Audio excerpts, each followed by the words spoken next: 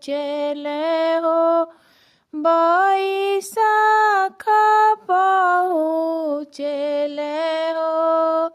चैत बरुआ चलन भइले, बैशाख पहुँचेले हो, बैशाख पहुँचेले हो।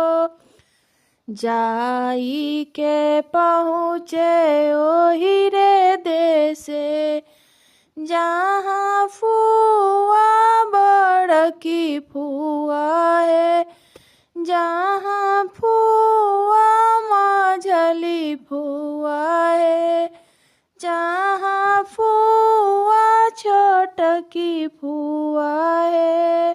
चैत बरुआ